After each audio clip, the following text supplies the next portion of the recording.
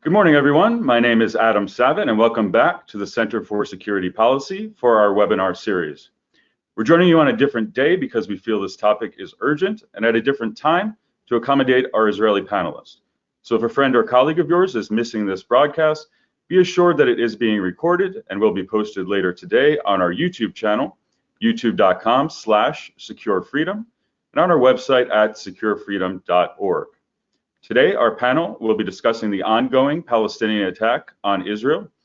We're joined from Israel by our senior fellow, Carolyn Glick, and in the States by my colleagues, David Wormser and Maya Carlin, and moderated by our president, Fred Fleitz. To check out a schedule of our regular webinars, go to securefreedom.org and check under the webinar tab.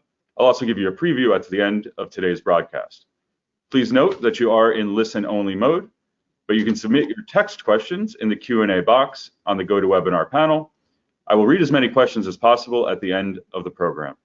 With that, I'll hand it to the Center President and CEO, Fred Fleitz. Thank you, Adam. I'd like to thank all of our viewers for tuning in today. We're calling this an emergency panel because this is an emergency for one of America's most important and closest allies, the state of Israel. And we want to get to you the best information we can, the best analysis of the situation on the ground. But most important, we want to try to counter the incredible disinformation and bias in the American media on what's going on. And I just have three extraordinary experts today, and I know they're going to cut through this and help you understand what's going on. I'm going to give very brief introductions. Full bios of our experts are available on our website, securefreedom.org. I want to first introduce Carolyn Glick. She's joining us from Israel. Carolyn is a Center for Security Policy Senior Fellow.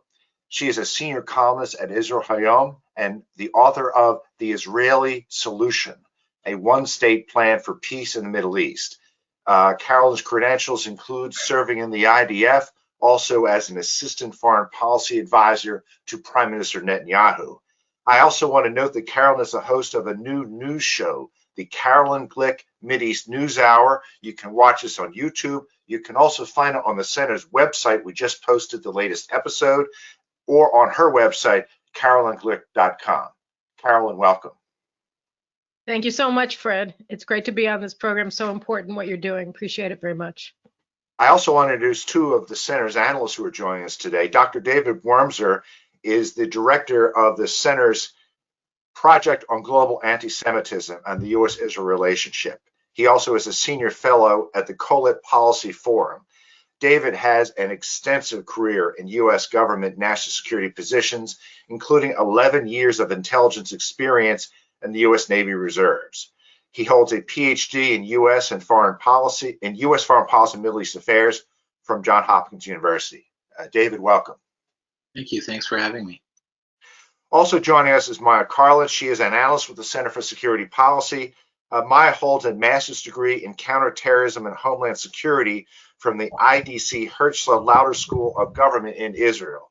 She's written extensively on Middle East issues for the center, and her articles have been posted in the Jerusalem Post, the National Interest, the Times of Israel, and other publications. Maya, welcome. Thank you, Fred. Thank you for having me. I want to start with you, Carolyn. First of all, we all hope that you and your family are safe from this terrible violence. Could you give us your perspective of what's going on, the situation on the ground? Thanks so much again, Fred, and to all of our viewers who are tuning in for, I think, what is going to be a very important hour. And it's important because the war that's unfolding right now between Israel and Hamas, and really between Israel and its Arab citizens who are waging an insurrection against the country, is really a shift in what's been our reality in Israel for many years. And first of all, what we see is a vast upgrade in Hamas's military capabilities, its technological capabilities over what they were in 2014, the last time they opened a war against Israel.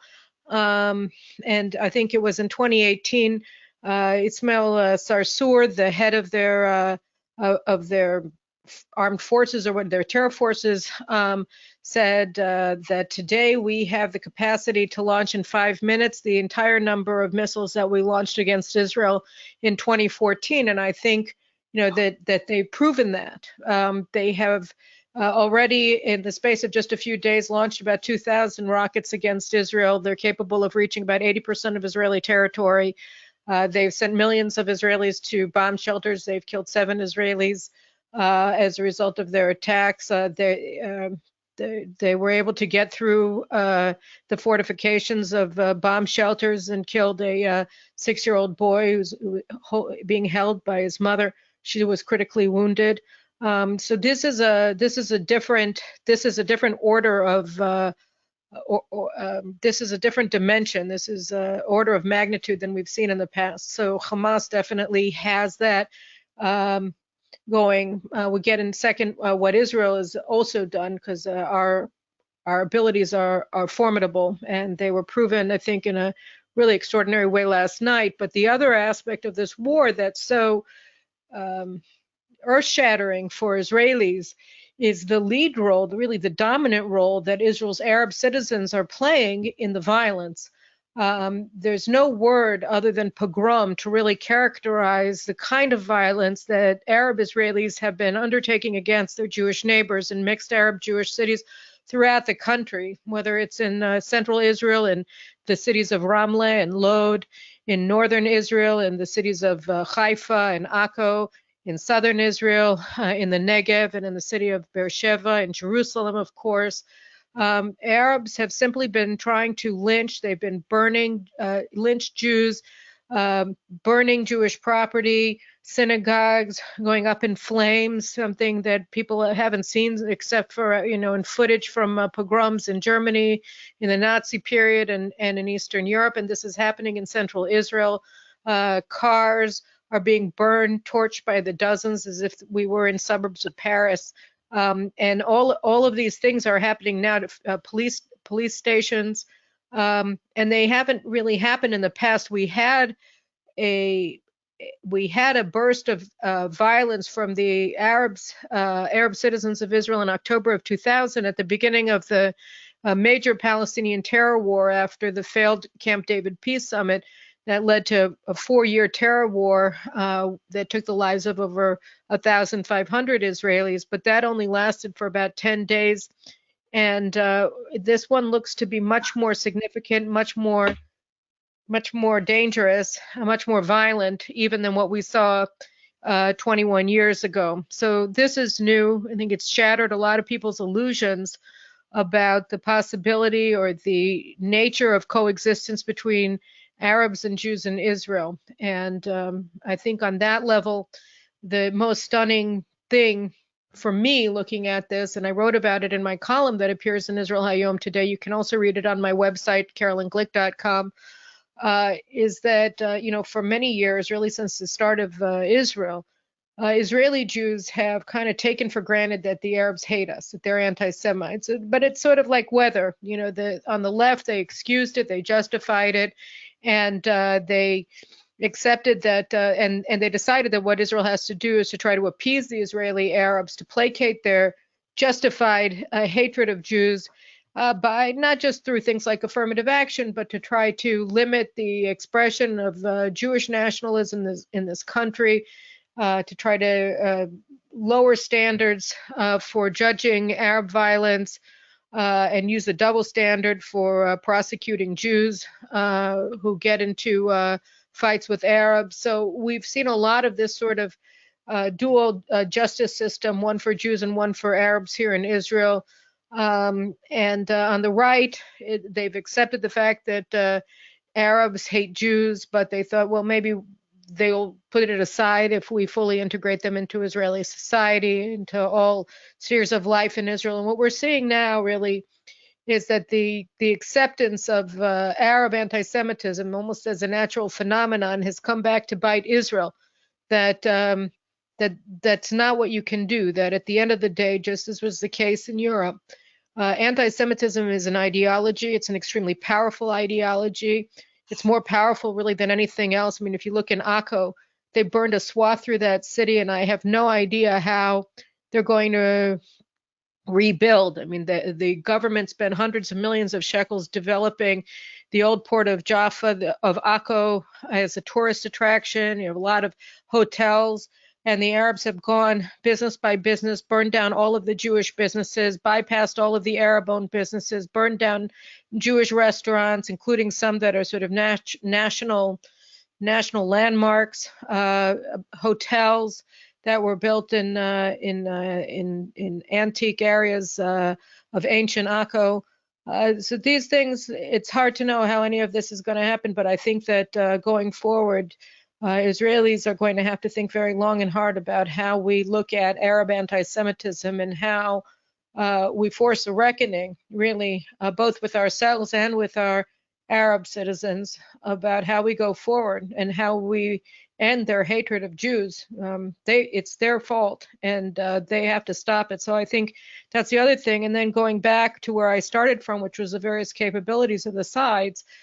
So Israel has begun to get its bearings for dealing with the pogroms in the cities.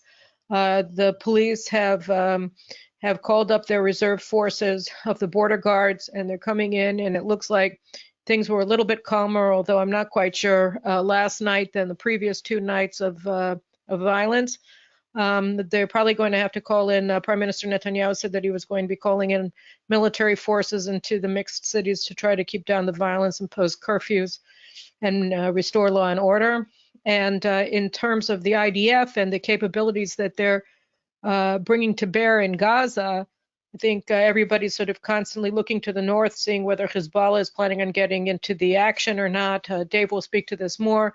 But in Gaza itself, last night, we haven't seen the damage total, but Israel apparently carried out quite a operation against Hamas. It was Israel reportedly. Well, we know the IDF spokesman put out a report late last night that ground and air forces were involved in the fighting in the Gaza Strip.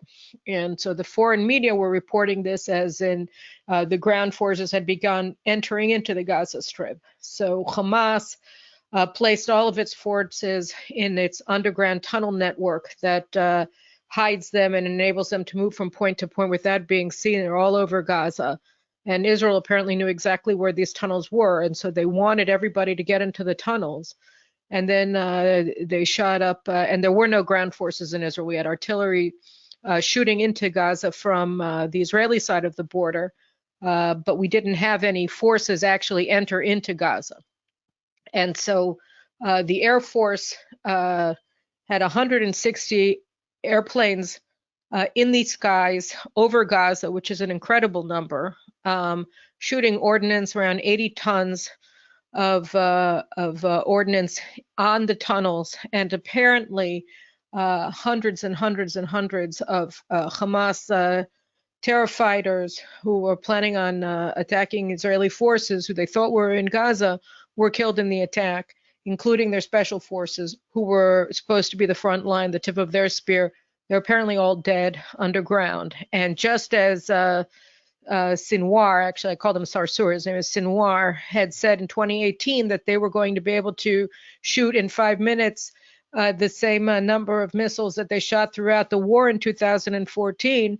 So the IDF said that Gaza's tunnels, Hamas's tunnels, were going to turn into graveyards, and apparently that's what happened last night, which is good news. Israel still has a lot of work that it has to do. It has to really remove as much as possible of Hamas's military capability. They have, a few tens of thousands of rockets and missiles and mortars.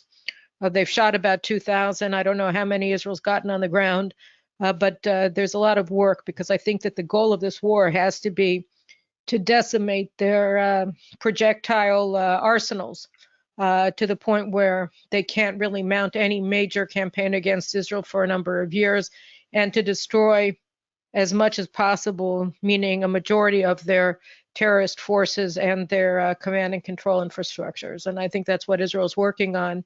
And again, with an eye towards Lebanon, to try to either deter Hezbollah or to use this as an opportunity perhaps to preemptively destroy some of their even more massive arsenal of missiles and rockets. They have over 150,000 of them, all pointing at Israel. So I think, this is just the beginning of something that may very well prove to be quite dramatic in terms of its military implications for the future, and of course, as I mentioned, for Israel's future as a pluralistic democracy with about 20% of its population being Israeli Arabs.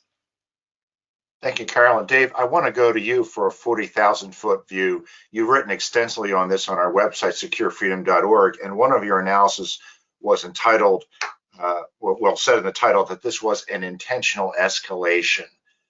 Give us your thoughts on this.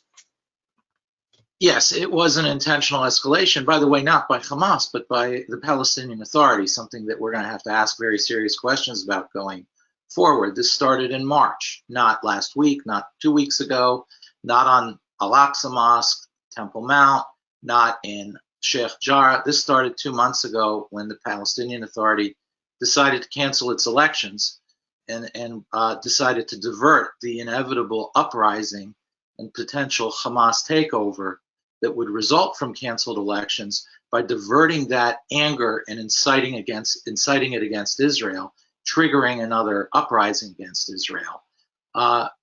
So at the end of the day, we have to keep in mind the Palestinian Authority here was the chief arsonist. But Hamas wouldn't be outdone. I mean, in terms of competing over radicalism, Jewish blood is the currency. So Hamas obviously picked up the challenge.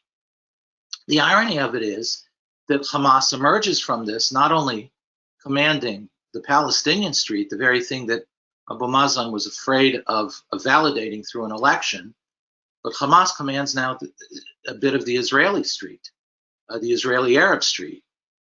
So I'll get into that a little bit more. But let me just say, there is a lot of pressure on Israel to bring this to a close.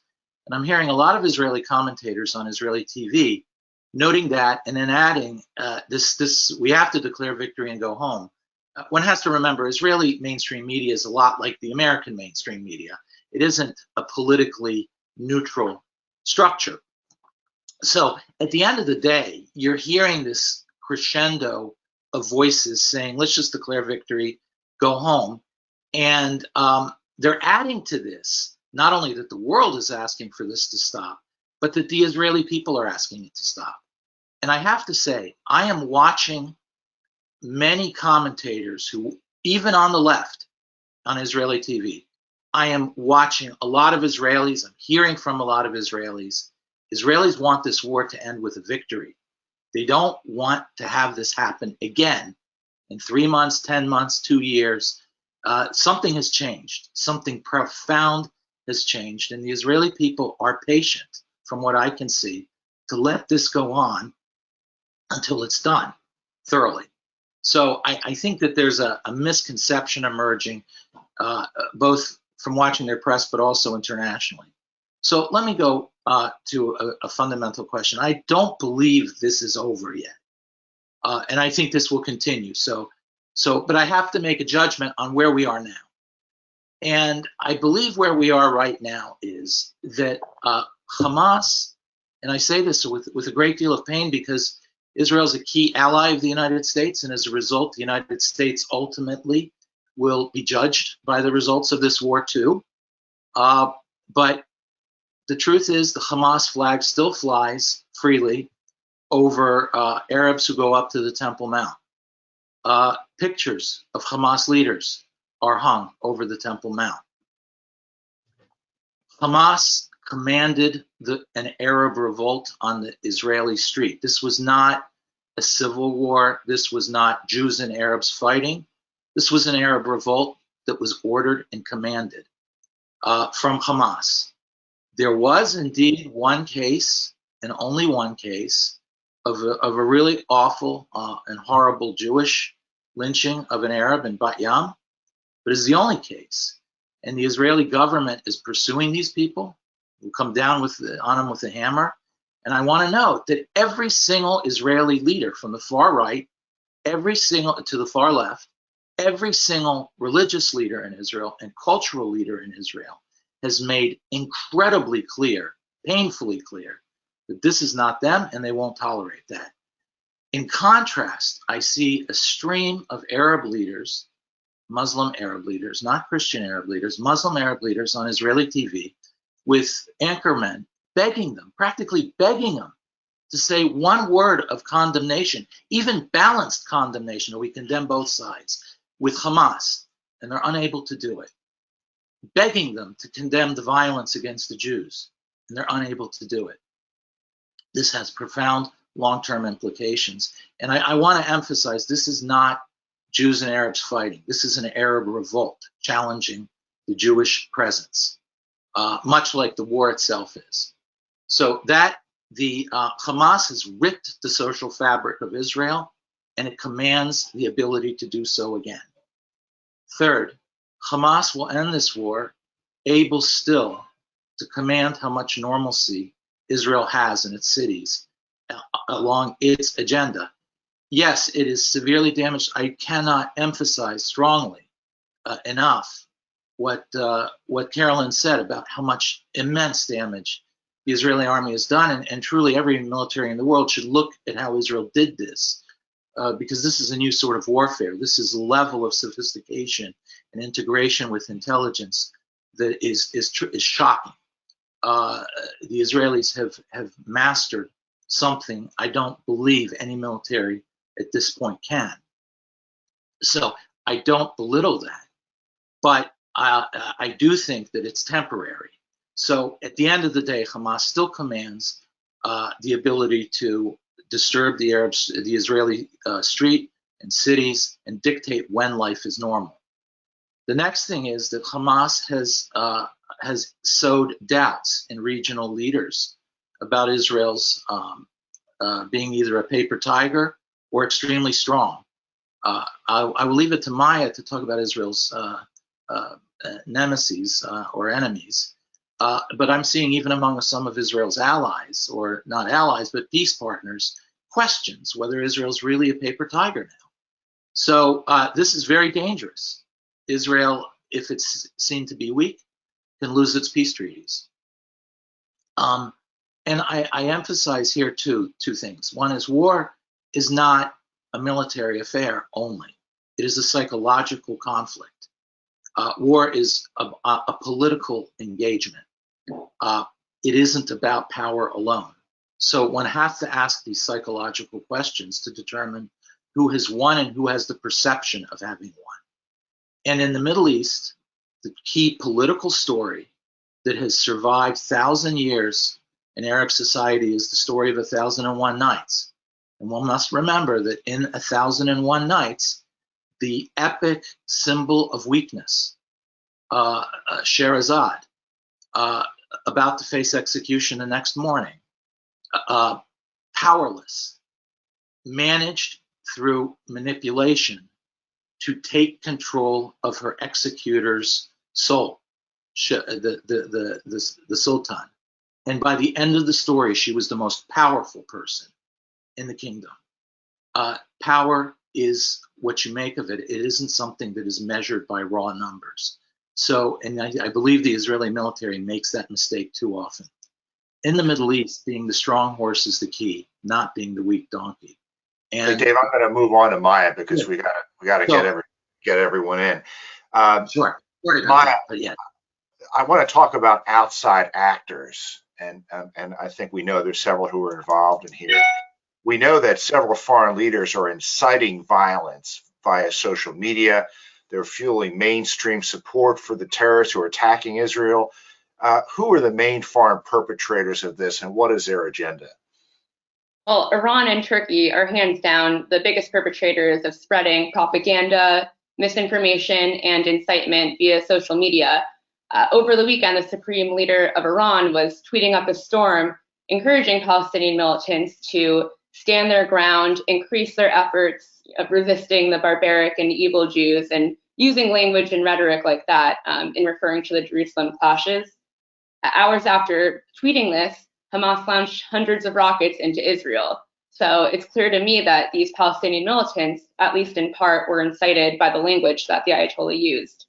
A similar story is playing out in Turkey, where Erdogan's government has issued a ton of statements vowing to defend Palestinians at all costs, including militarily. Turkish officials have also said that Erdogan wants to rally all the Muslim nations together to issue a joint statement and just take a joint stance on the Israel-Hamas conflict. And by saying this, Erdogan is trying to use the combination of religion and pro-Palestinian sentiment to his own advantage. He wants to be the leader of the Muslim world, but under the Abraham Accords, which were created by the Trump administration, Turkey is cut out from this larger Arab coalition, and that prevents Erdogan from taking this leadership role that he desires to have within the Muslim world. And that's Erdogan's angle, and that's why Turkey has been inserting itself so much in this situation. I want to ask you one other short question, then I want to go back to Carol and let her comment on what we've talked about. So, Iran. The Biden administration is eager to re-enter the nuclear deal with Iran, but Iran is not just funding terrorism in the region. It appears to be providing missiles to Hamas. Well, we know it's doing that. So what should the Biden administration do concerning these nuclear talks? Yeah, well, as you said, there is definitely a direct link between Iran and the missile arsenals in Gaza. And we see that with members of the Palestinian Islamic Jihad circulating videos announcing their close ties to Iran and bragging that Iran provides them with the money to buy weapons, that their weapons have the Iranian signature on them, and that their activities are supervised by Iran. So Iran's aid to these terror groups is not subtle, yet the Biden administration is continuing to press for rolling back economic sanctions on Iran, even though we know where this money is going and what it is funding. So I think in the upcoming weeks, the Biden administration will face mounting pressure to end these negotiations with Iran in the wake of these missile attacks that are being carried out by Iran-backed militias. And I think on Tuesday or Wednesday, a group of more than dozens of senators on a bipartisan basis were pressuring the White House to end negotiations with Iran. And they want the Biden administration to say, we're not going to provide sanctions relief when we know that the money that we're giving Iran is going to the acts of terrorism against Israel. I think that's exactly right. Karen, I want to get your perspective, but I'd also like you to talk about how the Biden administration has dealt with this crisis. You posted some very interesting tweets yesterday that were quite critical of statements by the president and the Secretary of State concerning what's going on.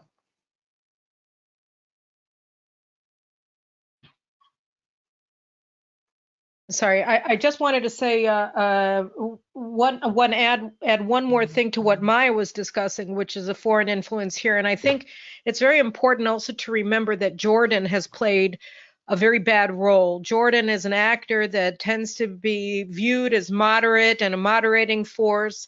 The Americans are very close to the Jordanians. They have military forces there. But the Jordanians under King Abdullah II are actually playing a very negative role. They were undermining, by the way, the Abraham Accords. They've been trying to destabilize Israel politically for some time, and actually the Jordanians were the ones who convinced Abbas not only to cancel the elections because it was clear that he was going to lose them to Hamas, but also to blame it on Israel. And it was really at the urging of Jordan. A Jordanian foreign minister came to Ramallah. By the way, he was this week. He met with Secretary of State Blinken in Washington. He was the one who really started this. When he went to Ramallah and he told Abbas to do this. So I think, it's very important that people start paying more attention to Jordan and its incredibly negative role and its efforts to undermine the Abraham Accords. Just a few weeks ago, about a month ago, Prime Minister Netanyahu was supposed to fly over Amman to go to for a first official visit to the UAE. Since the signing of the Abraham Accord, and Abdullah undermined it. He blocked the visit by denying Netanyahu's airplane to overfly Jordanian airspace, saying that they couldn't organize in time, knowing that his schedule only had a window of a couple of hours to land and take off in Amman to Abu Dhabi. So Jordan has really been playing a horrific role in terms of the peace of the Middle East and the Abraham Accords, and I think it's important to keep that have people having that in mind when they look at Jordan. It's not a positive force here; it's a negative force. I just want to say one thing about what David was saying about how Israel looks and people are looking at Israel. I think two things have happened in the past week. First of all, Prime Minister Netanyahu, I think it took him about 24 hours to realize the magnitude of the problem here, because initially he wasn't speaking to the pogroms going on, the Arab-Israeli, the dominant role that they're playing in this violence, in this war. And I think that it took about 24 hours, not only for him, but for the national leadership to really wake up to this. And he has, and I think that he's responding well. And the other thing is that I think, he always is saying, Israel's, and the chief of staff of the military, Aviv Kochavi, as well, that this is going to take a while. And I think that they're assuming, and the public is showing, that we do have patience to get this done properly. And I think that over time, it's going to become quite clear that Israel's staying power is greater than Hamas's. So I think, the initial shock at their capabilities and their ability to, light up the Arab street, I think the Arabs in Israel are going to come to very much regret what they're doing. And I think that Israeli society will show quite clearly that it's the stronger horse. And in that line, we had a very dramatic political event take place yesterday as well, which is that for the past couple of weeks, it looked like the left was going to form a government with a breakaway or three smaller breakaway right-wing parties that are led by politicians who hate Netanyahu. And the head of one party, Yamina, which is supposedly an ideologically right-wing party, was willing to make a far-left government just to unseat Netanyahu. But under massive amounts of public pressure, and the head of Yamina, Naftali Bennett, who finally realized yesterday that his political career would be completely over if he did this, and he bowed out. And he said that he was going to join a government instead with Netanyahu. And that move paved the way for Netanyahu to finally be able, after 2 years of a political crisis, it looks like, it hasn't happened yet, and the world can slip twixt cup and lip, but it looks like we may be able to finally get a stable right-wing governing coalition. And that speaks to your question, which is the Biden administration. So the Biden administration, and people can check out my website. By the way, you can also sign up for my newsletter. So I've written over the past week, I think 4 articles that almost are, or three or four articles in Israel Hayom and in Newsweek that focus on the really destructive role that the Biden administration is playing here. Because whether it's Ned Price, the State Department spokesperson, Tony Blinken, or Jake Sullivan, the National Security Advisor, or Biden himself, and then the sort of lower officials in the State Department, the Defense Department, they have been making very clear through their statements that they are judging events in this region from a Palestinian perspective, that their perspective is pro-Palestinian, anti-Israel, and that they're accepting the Palestinian narrative of Israeli avarice as their starting point for analyzing events. So, and this has had a profoundly destabilizing effect because it empowers the worst actors in Israeli Arab society and of course among the Palestinians to commit aggression against Israel, to escalate their violence against Israeli Jews. So I think, Biden and what they do is very pernicious, because they, on the one hand, say we support Israel's right to self-defense, which ought to be, taken for granted. And I've seen a lot of Israelis expressing exasperation on social media that we're supposed to be thankful when people recognize that Israel has a right to self-defense, as if this is some sort of a gift, as opposed to something that shouldn't even be mentioned because it's so self-evident. But the Biden administration says we, of course, back Israel's right to self-defense, but, and then they say, we want things to get scaled down. We want Israel to stop escalating.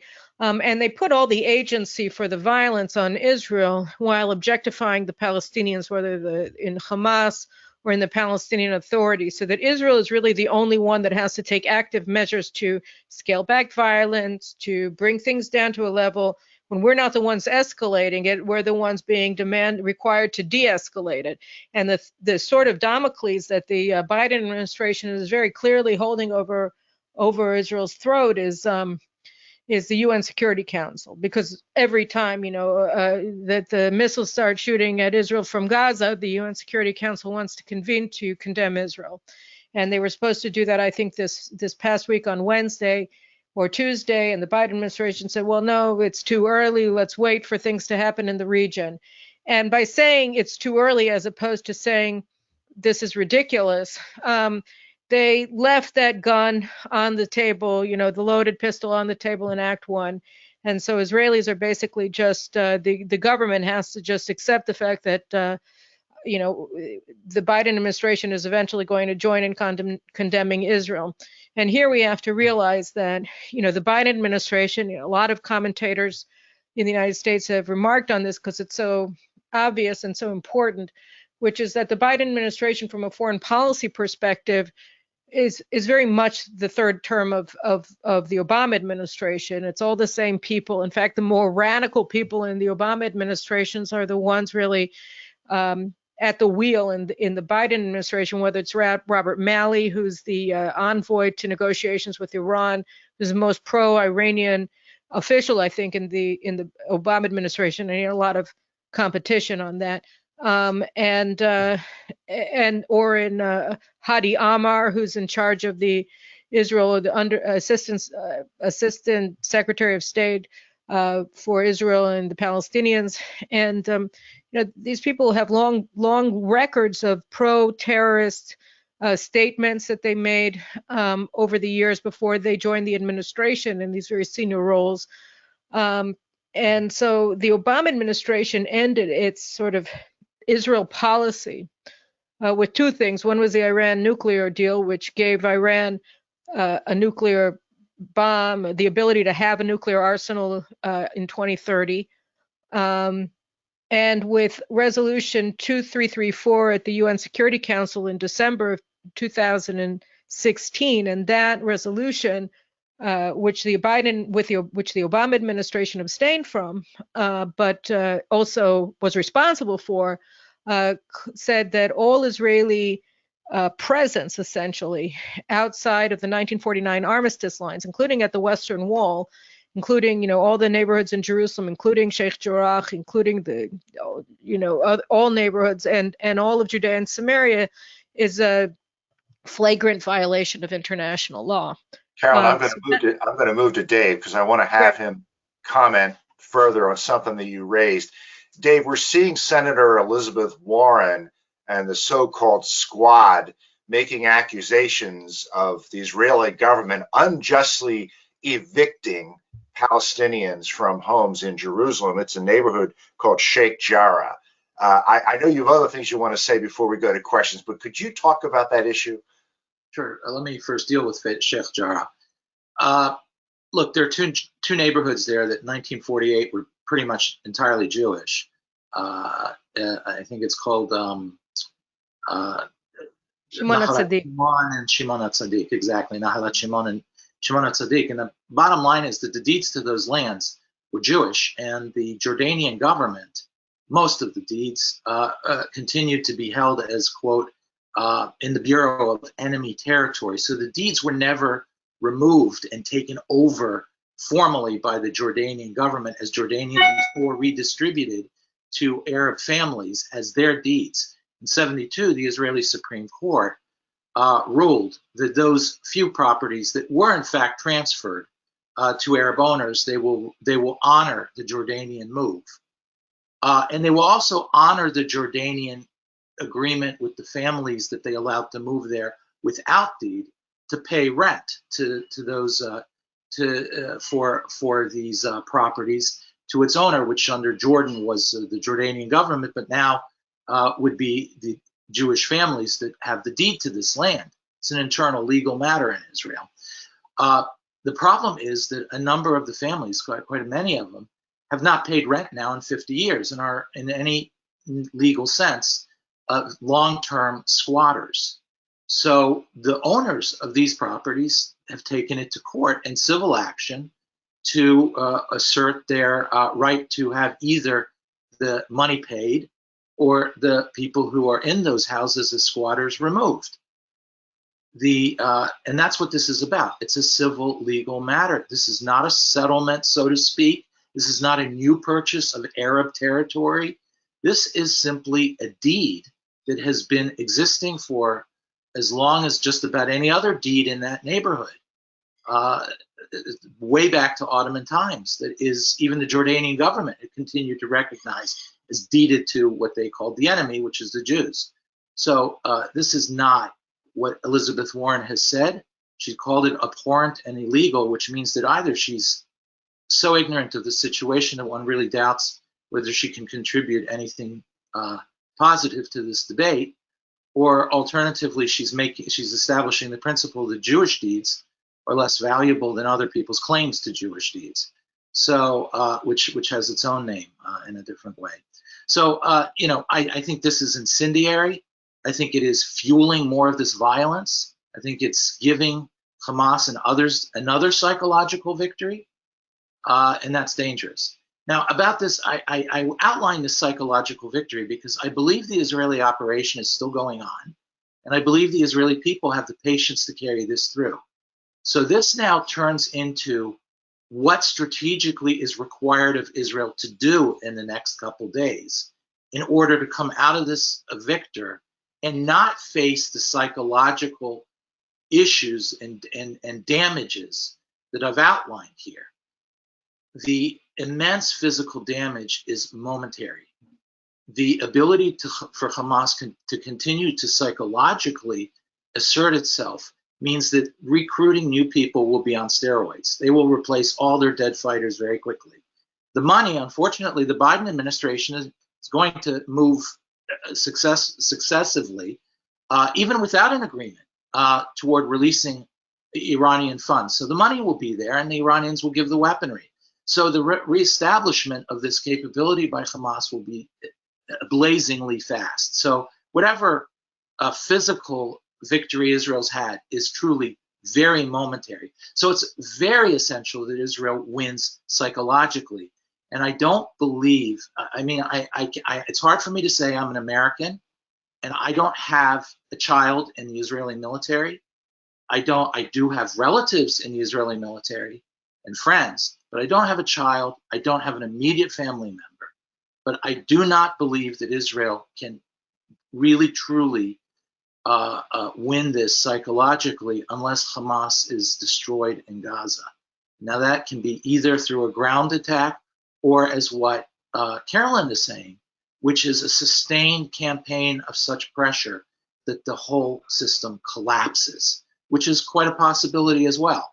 So I think that the Israelis have, in my view, a very clear strategic aim they need to achieve, although I am not sure that the security establishment isn't too caught up in the tactical impressiveness of what they've done to miss the strategic forest that they have to. Dave, I'm going to stop. I'm sorry we have to move because I know we have many, many questions. Now, if you're watching this broadcast, you can text us questions through our through the website. Adam will tell you more. And Adam, I'll turn it over to you. Yeah, there's a Q&A box on your control panel. Should be probably in the upper right of your screen unless you've moved it. But yes. Is there any prospect of a constructive Israeli-Arab leadership arising? And I know there's a new party. Is that any hope of that? Whoever would like to, Carolyn, perhaps? Yeah, so I'll just take that on very quickly.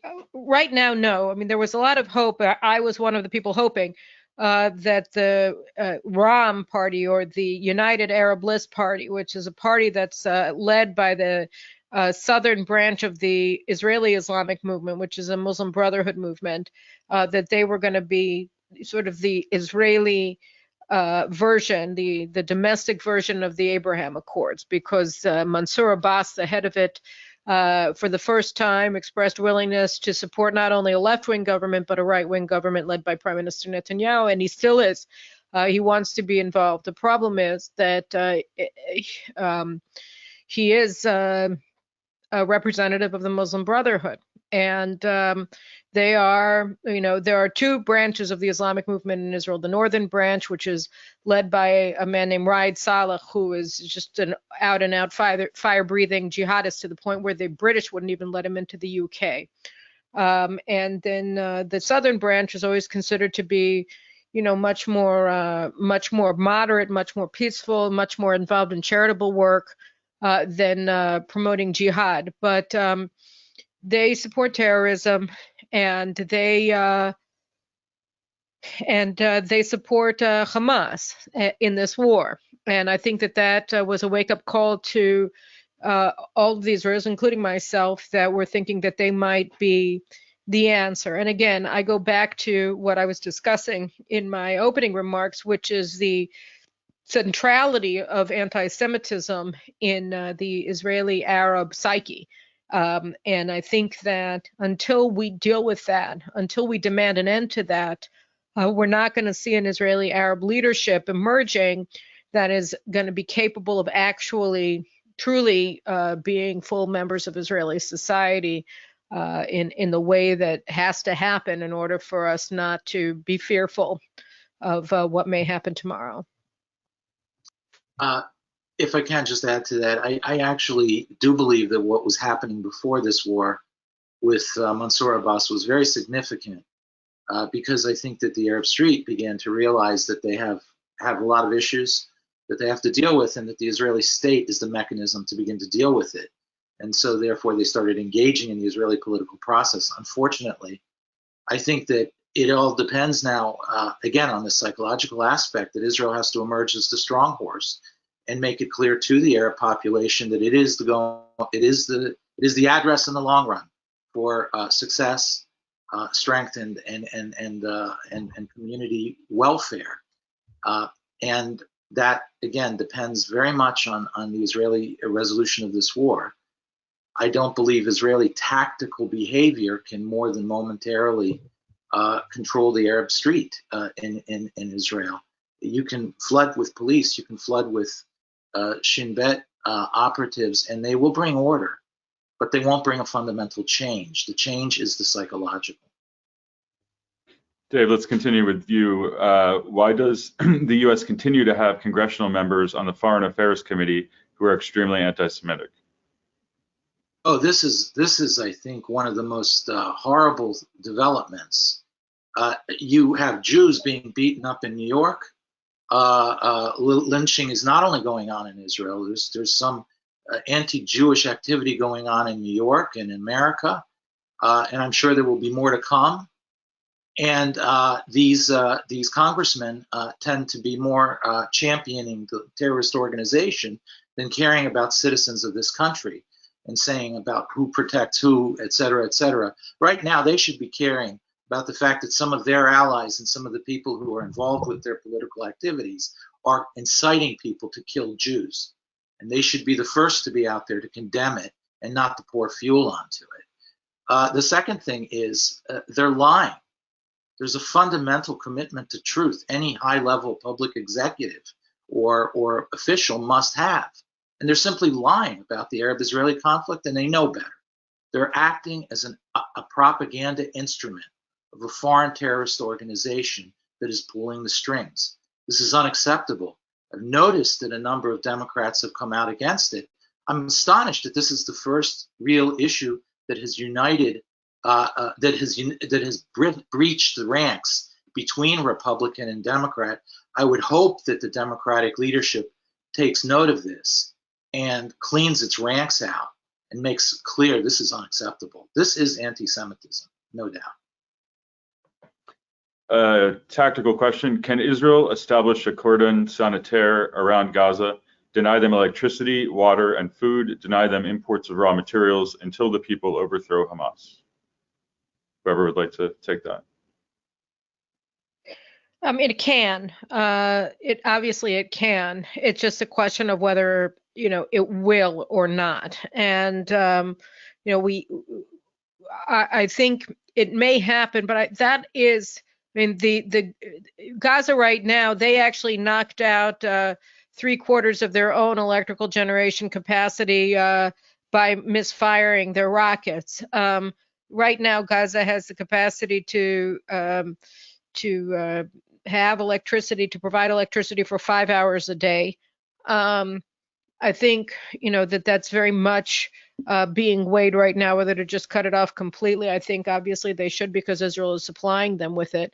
I think the question of the cordon sanitaire, and I'm sure that David also has something wise to say about this. I think that generally tends to become one of the war goals. That is that, it's a question of, I think that we are going to have a continuation of massive strategic airstrikes on Gaza to wipe out their capacity to wage war, but I think that it's going to be combined. It's going to be integrated with a ground offensive. And I think that the purpose of the ground offensive is to wipe out as much as possible of their capability, both by killing their fighters and by destroying their missiles and their capacity to build them.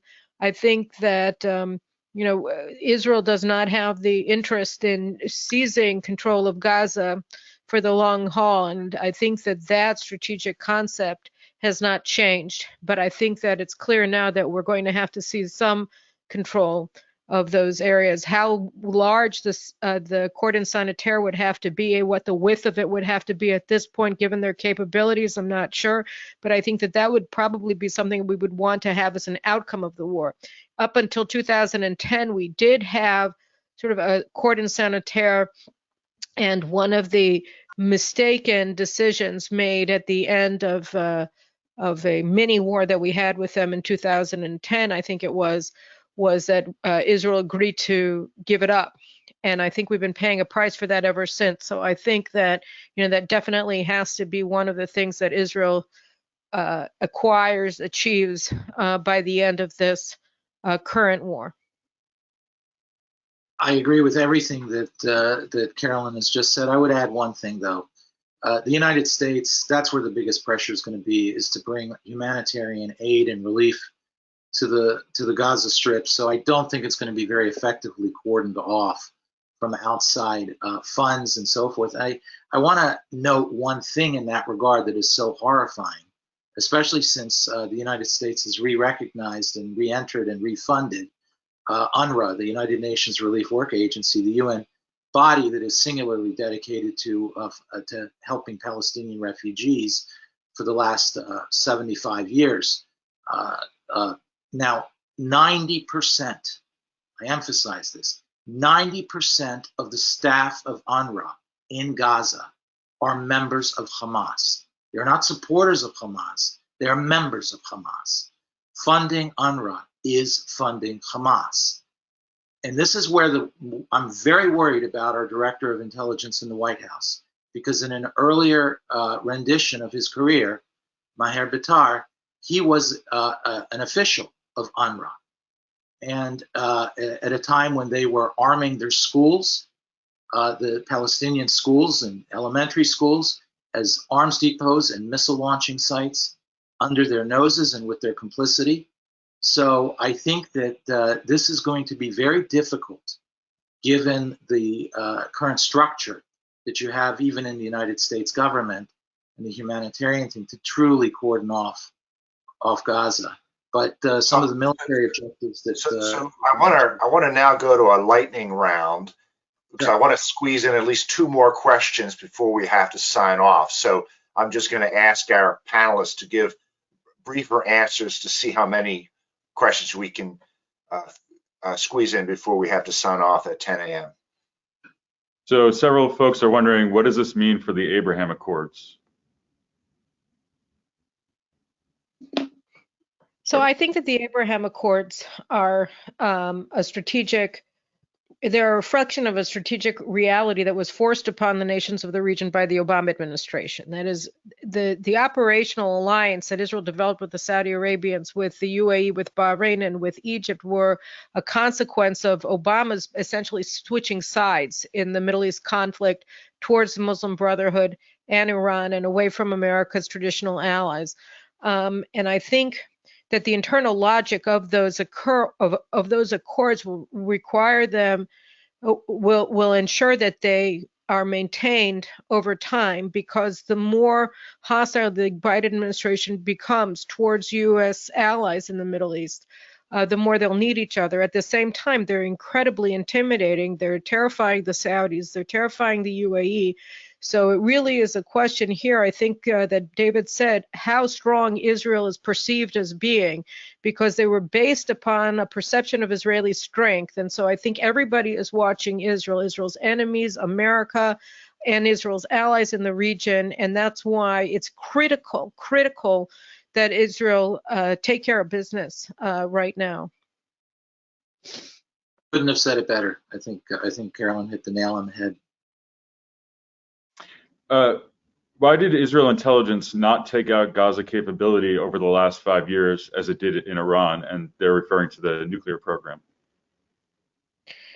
I think, a lot of it is international pressure. I think also, actually, David, why don't you take this? You wrote an incredibly important article about Israel's strategic concept of Gaza on the Center for Security Policy's website that people should check out. Why don't you just sort of summarize what you said there? I think it's right. Yeah, I have to say that the current chief of staff in Israel is a refreshing change. He's a highly impressive person. I think his strategic concepts are powerful, but the Israeli defense establishment has been stuck in strategic imagery for the last 30, 40 years that have been proven again and again to be inadequate and problematic. And I think what you're seeing in Gaza is a reality collapse of a lot of these strategic concepts.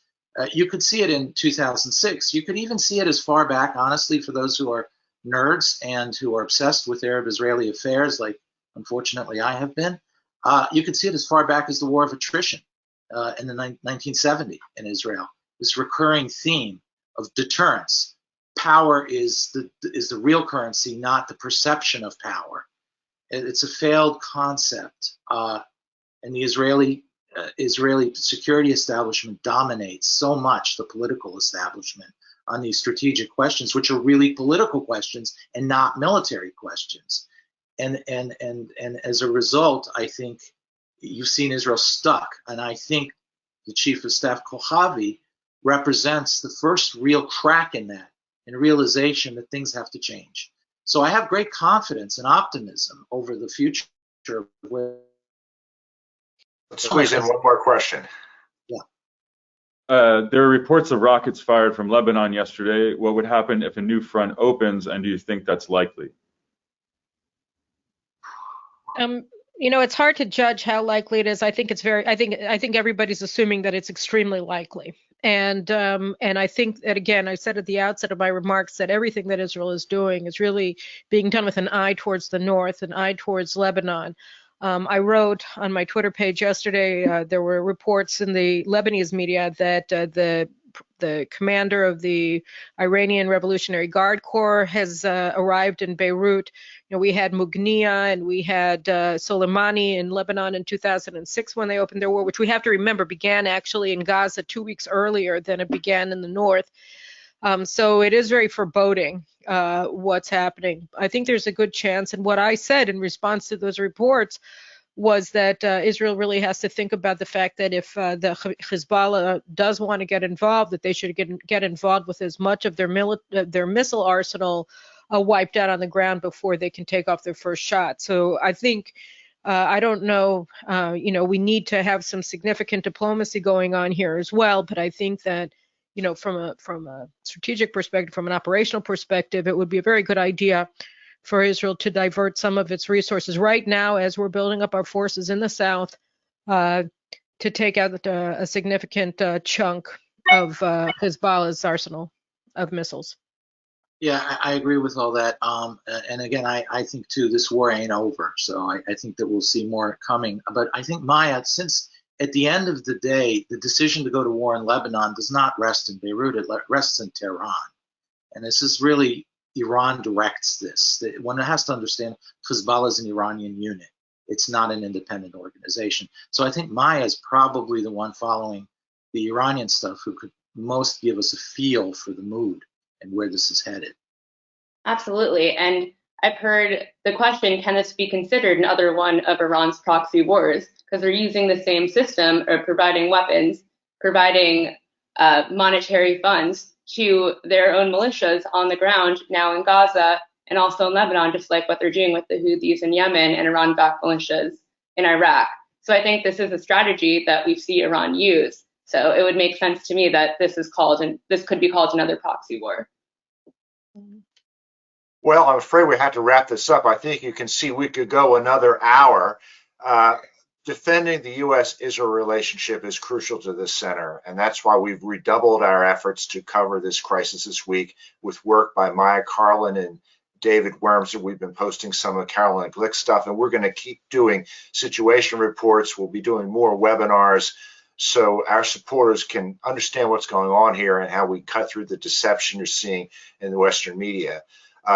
Caroline Glick, David Wormser, and Maya Carlin, thank you so much for joining me. I hope you found this to be an enjoyable and educational webinar. I hope you'll join us again, and I will turn it over to my colleague, Adam Savitt, to close. Thank you.